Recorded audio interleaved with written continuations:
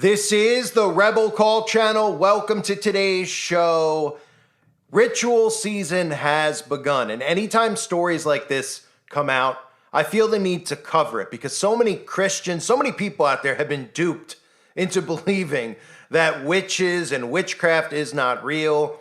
They have this illusion that anybody who does identify as a witch is just somebody who has some crystals in their home, who loves nature. These are all things that they've done deliberately, of course, but if you actually understand Satanism and the core of what Satanists and witches do, then these stories start to make very clear sense to you because you understand how important that red liquid is in these rituals that occur and that spell casting is actually real. Now, I always say this when I cover stuff with spell casting. It's amazing to me how many people out there think that it's fake, that they hear spell casting, things like, oh, abracadabra, right? Oh, none of this stuff is real. Yet it's so ingrained in them, they don't even realize it, right? They've seen all these movies that are about spellcasting from Harry Potter. They get indoctrinated with witchcraft at a young age. Almost every single movie that Disney's ever produced has a tie-in to magic, not to mention the Magic Kingdom. All the themes in the movies have to do with magic. The glass slipper from the Rose and Beauty and the Beast, right? The apple, magic mirror. We can go on and on and on. Everybody should know this. So there's always been a mass indoctrination, even going back to stories like Hansel and Gretel, right? When you actually start using your brain and thinking about stuff, you'd say, why in the world were kids getting read a book about Hansel and Gretel who got lost in the woods, who stumbled upon a witch, who then fattened up the children before eating the children? But this is the stuff that they read to you at a young age and tell you that it's a fable. Most of those stories, of course, those old school, Little Red Riding Hood, they all have pretty human ritualistic sacrifice themes to them. So it shouldn't surprise anybody when a story like this happens. A woman was accused of cooking her mother's corpse, casting spells. Now, a lot of people out there who have heard this story, it's making their heads explode because they can't believe that things like this occur. But doing a little digging on the woman who supposedly did this to her mother, I'll show you how the signs are there where you could see that these people are actually witches. So the story goes that the woman was spell casting. People showed up at her property. She was casting spells on them. And of course, then she decided after killing her mother to cook her mother for a nice meal, right? So people out there naturally will just think that this is some lunatic type story. But if they actually understand how the occult operates, the people who do these things all the time are always protected because the people who do it all the time are pretty much your celebrities and your famous politicians and all these people in Hollywood and the music industry. But here's a clip of the story first so you can have an understanding of what it's all about. A woman is now charged in the horrific murder and dismemberment of her mother after a man said she was casting spells on him hours earlier. I have the disturbing updates about Toralina Fields and what she's also accused of doing to a dog. Welcome to Crime Fix. I'm Anjanette Levy. The case of Trudy Fields, a mother from Kentucky who was murdered and dismembered, is so incredibly sad. And the more we find out, the worse it gets. Fields' daughter, Toralina Fields, is now charged with murdering her, dismembering her, and cooking some of her remains on a stove at the home that they shared in Mount Olivet, Kentucky. That's between Cincinnati, Ohio, and Lexington, Kentucky. When I first told you about this, the autopsy was underway on what was believed to be Trudy Fields' remains. That autopsy is now complete, and that led to Toralina being charged with the murder of her mother. And now we're also learning from the grand jury indictment that prosecutors believe that Toralina Fields also tortured and killed a dog. The grand jury in Robertson County, Kentucky, indicted Toralina on a number of charges, including murder, abuse of a corpse, tampering with physical evidence, torturing of a dog with serious physical injury or death, and obstructing governmental operations. Even though she has been indicted this morning, she's not been served. So Toralina Fields was supposed to appear on video arraignment, but the murder indictment had just come down. Prosecutors didn't want to arraign her until she had seen the indictment, so that was postponed. Her mugshot is the only picture of her since the arrest. The victim is her mother, Trudy Fields. Investigators say she was shot in the head, stabbed multiple times, and Her body was dismembered. They also found body parts in a pot inside the oven. Tornolina was covered in blood. Officers say they had to use tear gas on her as she tried to cast spells on them.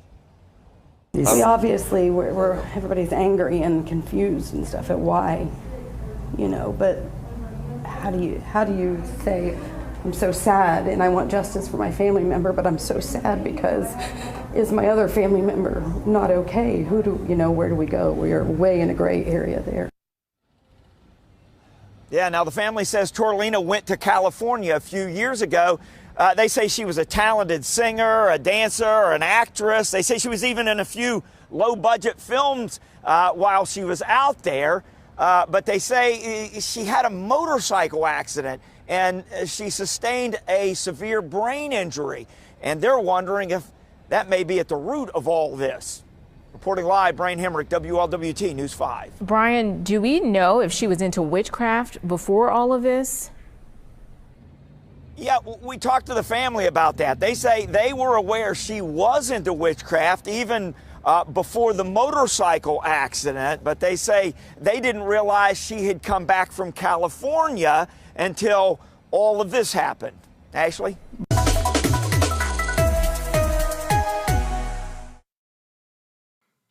So that's the story about this woman who's accused of cooking her mother's corpse. Now, if you actually go to this woman's Instagram page, you'll actually see some of the stuff that I expose on this channel all the time. And you'll see that she is actually a witch because they reveal themselves through signs and symbols. Now, is it a coincidence that this witch was trying to become famous in Hollywood, then returned home to Kentucky after failing to become famous, and then decided to commit a ritual sacrifice, maybe with plans to go back to Hollywood afterwards? Is it a surprise to anybody? Because there always seems to be some tie-in with aspiring actors, aspiring models, right? So if you go over to her Instagram page, here's one of the first things you'll see. You scroll through, and this is her, even though it doesn't look like the mugshot, not that it looks much better, but this is the same exact person. This has been verified that this is the same person. Obviously, makeup makes a big difference, and I guess a wig or two make a big difference because she doesn't have her, here she has her clown paint on, and her mugshot, she doesn't. So is this a coincidence? Because this is obviously a very staged photo, and you look at the back of her shirt, she's got that pyramid on the back of her shirt. Is that a coincidence? That pyramid with that eyeball on it? Isn't it just kind of weird? What is she, like the dollar bill? Is she a fan of all of these other celebrities who love to hold their hand up over their eye? Or is there a direct tie-in with the Eye of Providence and being a witch or a Satanist and practicing human sacrifice? Well, of course, there is a tie-in to that because people don't coincidentally just wear pyramids with eyeballs on their clothing, okay? Witches and Satanists do, and they get away with it. And it's not just coincidentally on your dollar bill. Somebody didn't just come up with the idea for the design of the dollar bill, and everybody just goes, that's really neat and cool, an eye and a pyramid. Could you explain it to us? And then they said, well, I was just fooling around, and I just, like pyramids. I thought it was a cool shape, and I was just looking in the mirror, and I said, I have a pretty eye, so I drew it that way, right? Does anybody ever think as to why these signs and symbols are around us constantly and there's repetition? No, they don't, because they've been trained not to look at signs and symbols. But signs and symbols reveal who these people actually are. So, coincidentally, of course, this person has the all-seeing eye and the pyramid on a coat, but I'm sure somebody out there will defend her, just like I'm sure somebody out there will defend her. Here she is on a black and white Masonic checkerboard floor doing some type of a photo shoot here, right? Now, just because this isn't a famous person that nobody really knows about doesn't mean that they're not involved in the occult, because there's lots of people who go out to Hollywood, who learn what it's really about, and they have no problem attempting some of these rituals or joining Eastern Star or joining Freemasonry if they're not already in. Because a lot of them go out there and they think this whole narrative that the government is built, and I say the government because that's who's really built this into people's minds about the American dream, this psyop, right? Oh, you can go out to Hollywood. If you're really pretty, you could be a famous model. If you're a really talented actor, you could be an actor. Then these people go out there. I call it the mouse and the wheel type theory. They chase after something that they could never get. They can never get it, not because they're not good enough, not because they're not good looking enough, because it's reserved for these people who are members of secret societies. Now, sometimes somebody on the outside could go out to Hollywood, meet somebody at a club or a bar who works for, let's say, a talent agency or something like that, who is obviously indoctrinated with secret societies and their rituals, and could tell them, look, if you want to get in, you're going to have to maybe meet somebody that come talk to this person that I know. They go, they talk to the person they know, is likely, in her case, an Eastern Star Witch, because that's the female branch of this. And they start saying, hey, you're going to have to go through ritual, you have to go through things, rites they call them sometimes, but they're really rituals. And then you just get indoctrinated with it, and the rest is history, right? And these people don't even know what they're joining, but they get this psychosis they're in is so thick where they want to become famous so bad, they say things like, I'll do anything to become famous. And then they hear celebrities say, hey, it takes a lot of sacrifice to become famous, but they never connect the dots, right? You'll do anything to become famous, and then the celebrity tells you it takes a lot of sacrifice. Well, they're not talking about staying up late at night, working out at the gym. They're talking about literally sacrifice. So here's just a bunch of pictures of her with black and white symbolism around her. Of course, crescent moon symbolism. We always see like the Baphomet. They have an obsession with as above, so below with the crescent moon. And is it a coincidence as well? Because ritual season starts October 13th. For anyone out there that doesn't know, that thinks just Halloween is a satanic day. It's actually a period. It's a season. October 13th to the 31st. You get your numerology with your reversed numbers, 31 and 13. We know 13 is significant to the occult as well, but so is reversals, right? Aleister Crowley and his law of reversals. So the 13th to the 31st. It's a coincidence, too, that this is another story that's out there, by the way, that the Satanic Temple has opened a religious abortion clinic promoting abortion ritual. Is anyone out there starting to see how this works? How important this red liquid is to these monsters? How they thrive off of it? They pretend that they care about reproductive, right? That's their number one issue, the Satanic Temple. They want to make sure people can get abortion. That's it. But nobody connects the dots with, why are they so obsessed with that? Why are they so obsessed with just this specific thing? It's their number one obsession because they care so much about women, right? But then when you look at the origins of Satanism and you look at how important the blood of a child, and then you say, oh, wow, yeah, there might be something to it, right? So we're seeing Satanism all around us every day. It's just a matter of how people are perceiving these stories that are out there. A lot of people see the story about the witch, right? She cast spells on the men that showed up on the property.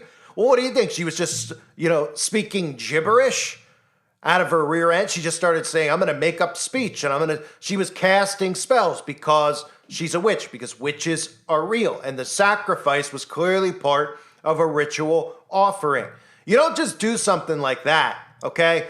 Even if you want to say, hey, the people out there that look at things from a motive and a crime standpoint, if somebody out there wanted to look at it and say, well, maybe she got in a heat of the argument moment with her mom, right? Which still is ridiculous and psychotic that we even have to give somebody a reason to dismember someone else. But like I've talked about, a lot of the MK Ultra that's been going on over the last decade or so has literally, people out there think that they're just getting fed all these true crime shows for entertainment. They're programming people on how to kill and how to dismember, because back in the 90s, when we first started hearing some dismemberment stories, it was a huge thing. The whole Dahmer thing was a huge thing because of the dismemberment, how he kept and preserved the body, that kind of stuff. It was people's heads blew up. Now it's like every time you hear any kind of a story, a domestic, the husband and wife, and the husband ended up going after the wife or vice versa, and they cut their head off. And you're just like, what? Wait a minute, it's one thing even, you can't even defend the action of killing somebody else, but they're telling me that after doing so, they cut their arms off, their legs off, their heads off. They know how to do this, right? Because they've been taught to do this without realizing. And all these crime shows, they show the guy, right? Oh, he went to Walmart, he got a circular saw, and then he went home and he did it. I mean, they're literally training people on how to do these things, right? It's incredible. So you're telling me that then after all these things that this girl does with her mother, you can look at the connection to Hollywood, you can take it for what it's worth. You want to sit there and you want to say, well, she probably just wore a coat that had an eyeball on it. Oh, the black and white stuff, I don't believe that either. And okay. Why would you be cooking it I mean, this is literally like what Witchcraft 101, right? Puts it in a pot and puts it in the oven. Now, one of the stories they're trying to circulate now, of course, is that she had mental health problems because, again, they don't want you to think that witches actually exist and perform ritual sacrifice. But if you actually understand, whatever your take is on the witch trials and stuff, because, of course, there's multiple takes on the witch trials and who was really killed during the witch trials. Many believe Christians were. But let's just take the notion of how witches were getting exposed and Christians were going after witches and witches were getting run out of towns. Do you think they were doing it just because they smelled really bad and had armpit hair? They were doing it because this is what witches were doing. They were caught doing it. Not to mention the fact that this girl supposedly was also involved in doing something with animals. Animal sacrifice was mentioned, and who gets a direct tie into that? Witches and Satanists do as well. Now, they'll stand there and say that that's all make-believe, because when stories like this come out, all they need to do is say, oh, she fell off a motorcycle and hurt her head. Oh, so she suddenly learned how to spellcast because she fell off a motorcycle? Because that's the story now. They're saying, well, she had some problems. She had to come home. She had some mental problems. She fell, hit her head really hard. Also, then she magically learned how to spellcast, right? Because the people who came on the property were talking about spellcasting. So you look at the mental health aspect and you say, well, maybe she just snapped and her mother had a dispute. She was cooking the mother. She was spellcasting out in the open. And then connect all the signs and symbols on her Instagram page and you say, well, this is a witch. But why does the media never cover this stuff like, hey, this is actually happening all around us? Because they don't want you to think that witches actually exist. They want you to think that witches are victims. Oh, these Christians that went after the witches all those years ago. Oh, it was a witch hunt. It was a witch trial, right? They want you to believe that they don't exist. But the ironic thing is they've been training you since you were a child to actually believe in witches existing, because these books like Hansel and Gretel talking about witches, like I said, all the Disney movies that talk about witches. So I mean, and magic, right? They want you to think magic isn't real. It's like, what was she spell casting? She was just singing a song. Is that what we're supposed to believe? Like she wasn't gaining any power from the ritual that she performed?